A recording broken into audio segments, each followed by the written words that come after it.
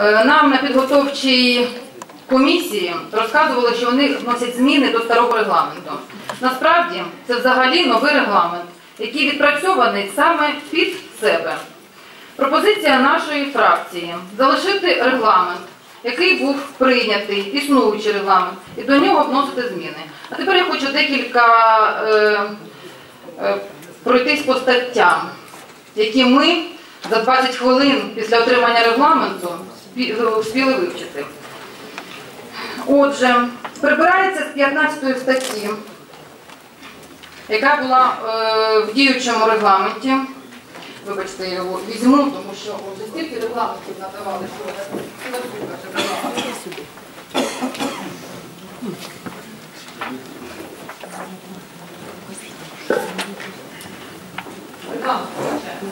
за 15 хвилин.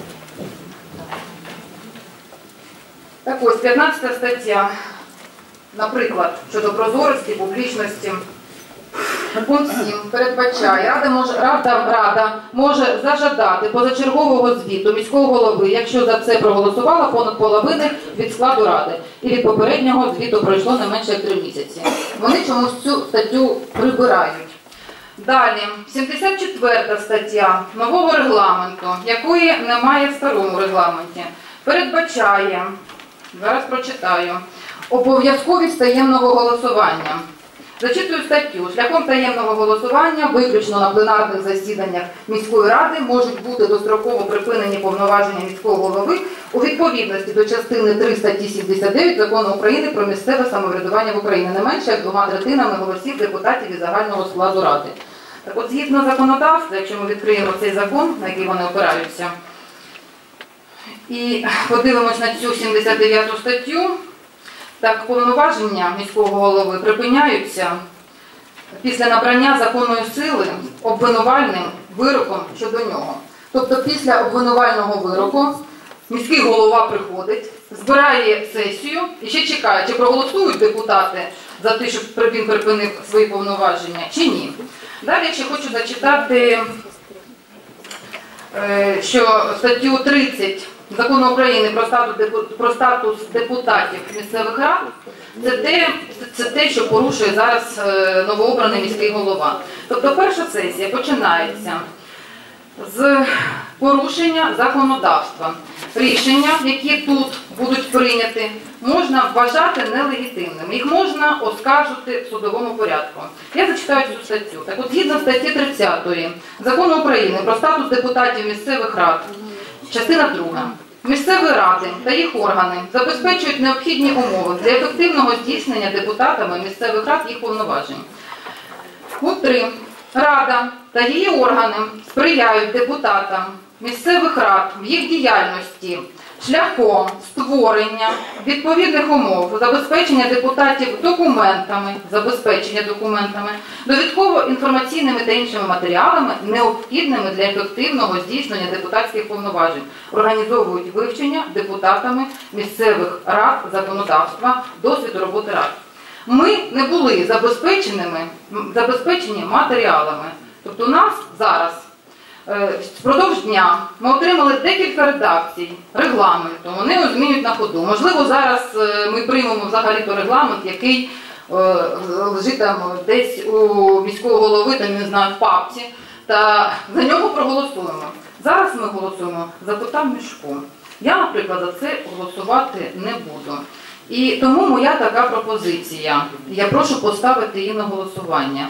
Залишити той існуючий регламент, який був прийнятий депутатами 6-го скликання, і вносити до нього зміни. Ті зміни, які пропонує громадськість.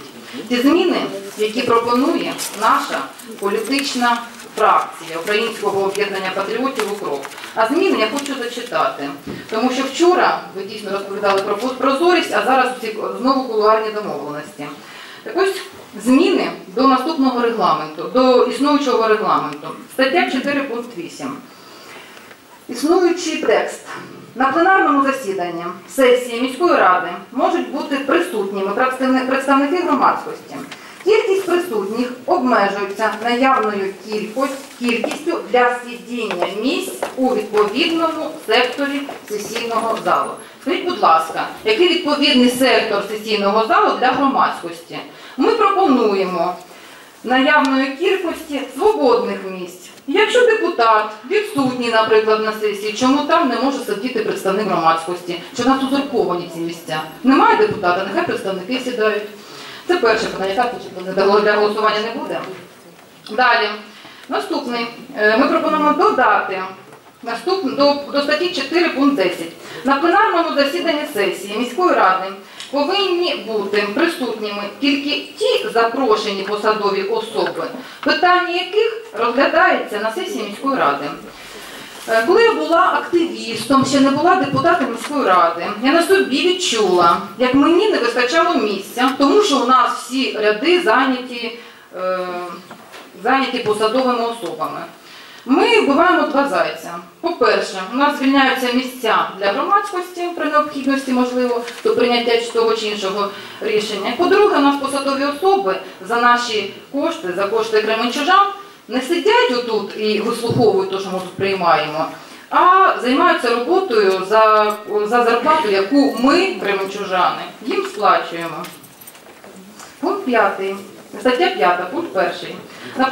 На пленарні засідання сесії Ради та засідання її органів можуть запрошуватись гості та службові особи. Ми пропонуємо на пленарні засідання сесії Ради та засідання її органів можуть запрошуватись службові особи, питання яких розглядаються на сесії міської ради. 30 секунд. Так мені не вистачить, щоб Це це попередження зачитати. про те, що у вас лишилося 30 секунд. Я надам до секретаріату зміни. На виступ 7 хвилин. І прошу поставити, Повторний закінчуючи, Три.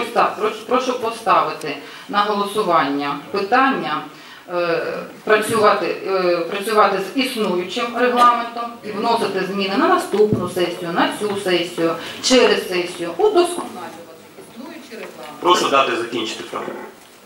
Удосконалювати існуючий регламент. Я закінчила.